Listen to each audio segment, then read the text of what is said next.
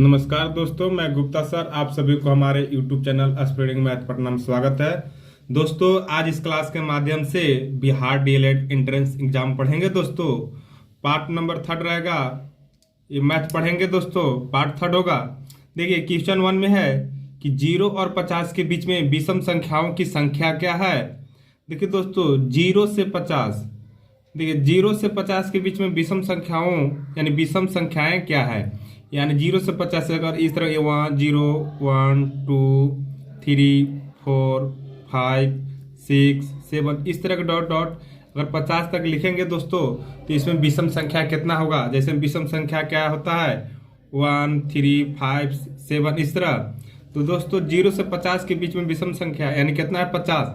अगर 50 में 2 से भागा दे दीजिएगा तो कितना आएगा दोस्तों 25। हमारा कितना होगा 25 होगा। अगर मान ले बोलता है कि 0 से 100, तो 0 से 100 के बीच में कितना होता है तो 50 हो जाता है। अगर बोलता है 0 से 10 तो कितना हो जाता है 5। अगर यही सम संख्या पूछ दे दोस्तों, तो सम संख्या कितना होता है यानी 25 नहीं होता, एक कम होता है यानी 24 होता है। दोस्तों भाषण में वो चेंज हो जाता है, यानी विषम में ये 0 से जब स्टार्ट रहेगा तब इक्वल में बीच में आएगा। अब देखिए बोल रहा है सेकेंड क्वेश्चन कि 5 और 15 और 20 का लसा यानी लघुत्तम और मौसा का अनुपात है।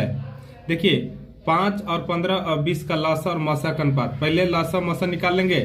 पहले गुणनखंड कर लेते हैं। देखिए तो 5 का गुणनखंड कर लेते हैं 5 गुने 1 यानी 1 गुने 5 भी लिख सकते थे। अब 15 को क्या लिख सकते हैं 3 गुने 5। अच्छा 20 के क्या लिख सकते हैं 20 के क्या लिख सकते हैं दोस्तों 20 के लिख सकते हैं 2 गुने 5। बात समझ में आया। आप देखिए गुणनखंड कर लिए, अब लॉसा पहले निकाल लेते हैं। हमारा लॉसा क्या आएगा, देखिए तो लॉसा में क्या होता है यानी सबसे ज्यादा पहले लेते हैं तो 2 के पावर ये 2 है तो पहले ले लिए, फिर 3 ले लिए दोस्तों, फिर क्या ले लिए फिर 5 ले लेंगे। तो इसको गुना करेंगे तो क्या होगा 4 4 3 12 12 5 कितना हो गया 60 हो गया। यही हमारा मौसा कितना हो जाएगा दोस्तों। तो मौसा में क्या होता है कॉमन होता है। तो मौसा में क्या तीनों में कॉमन है, देखिए दोस्तों तीनों में कॉमन क्या है 5 इसमें भी है 5 इसमें भी है 5 इसमें भी है, तो कितना हो गया 5। ठीक है, यानी लौसा 60 निकल गया, मौसा कितना निकल गया 5। तो हमारा लौसा और मौसा का अनुपात बोला था लौसा और अनुपात मौसा। ठीक है, तो यानी लौसा कितना आ गया लौसा 60 आ गया था, अभी कितना आ गया 5। तो यानी अनुपात का मतलब क्या होता था भागा लग जाता था, यानी 60/5 यानी 5 से कितना बार में कट गया 12 बार में नीचे 1, तो क्या आ गया 12:1, यानी बाटा में रहेगा तो इसको रेशियो पढ़ते हैं ना, तो 12:1। तो हमारा ऑप्शन नंबर क्या हो गया डी सही हो गया। चलिए आगे देखते हैं। दो संख्याओं a और 18 का लसा 36 है तथा मसा 2 है, तो a का मान ज्ञात करें। देखिए दोस्तों हम जानते हैं क्या जानते हैं दोस्तों, जब दो वो संख्या दिया रहेगा और लसा मसा दिया रहेगा तो कौन फॉर्मूला जानता है, यानी दो संख्या यानी दोनों संख्या का गुणनफल होता था, एलसीएम गुने एचसीएफ होता था। क्या होता था दोनों संख्याओं का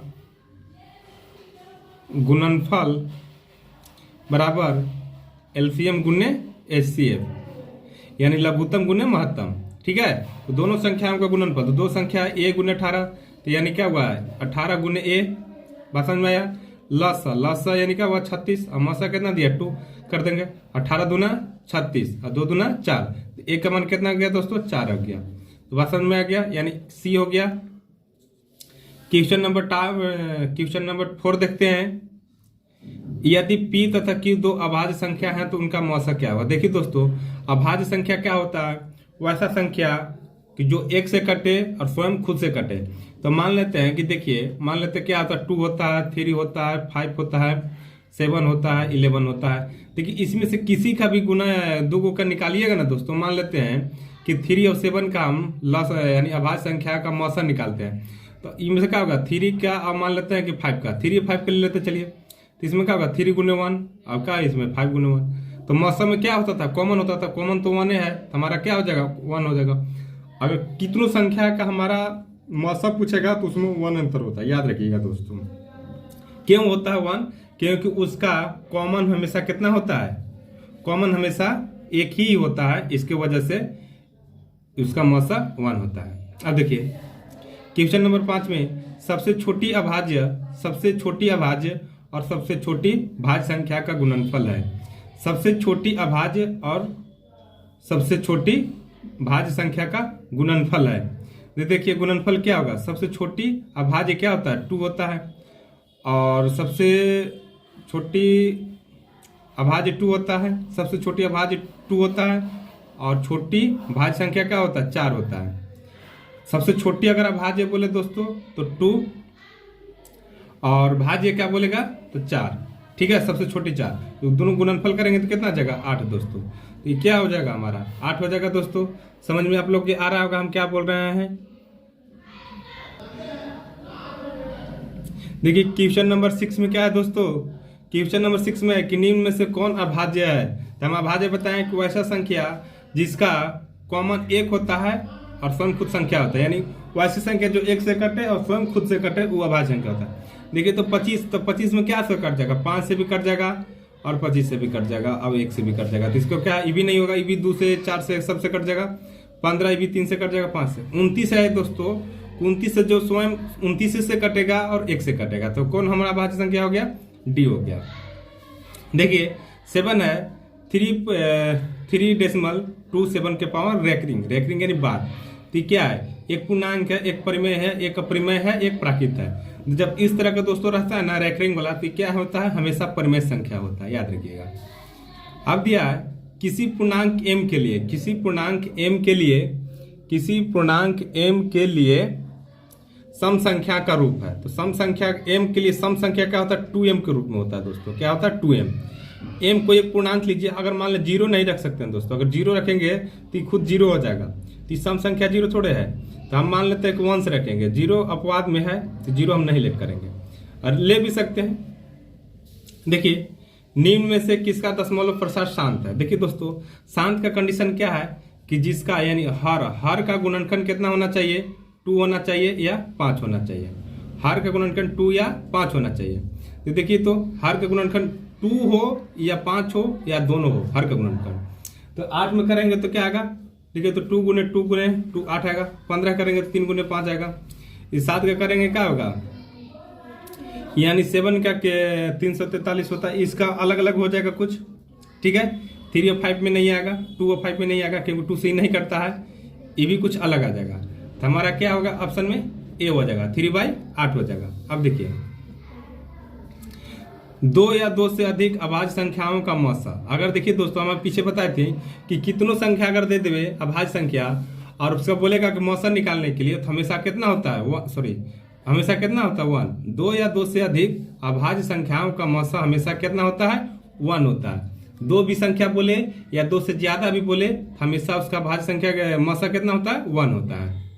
अब देखिए 2 क्रमिक सम संख्या का एचसीएफ होता है, मैंने क्रमिक में इसका लगातार। अगर मान लेते हैं कि 4 और 6 ले लें, तो 4 और 6 में हमेशा क्या होगा, देखिए तो 4 6 में तो 4 का गुणनखंड करें तो क्या होगा 2 गुने 6, यानी 2 गुने 3 2 गुने 2 होगा, और 6 का गुणनखंड करेंगे क्या होगा 2 गुने 3। तो कॉमन हमेशा क्या आता है 2, तो हमेशा क्या हो जाएगा दोस्तों 2 हो जाएगा। इसको गलती से लग गया था, तो 2 होगा। 2 लगातार यानी सम संख्या का ऐसे बोलेंगे तो क्या होगा 2 होगा।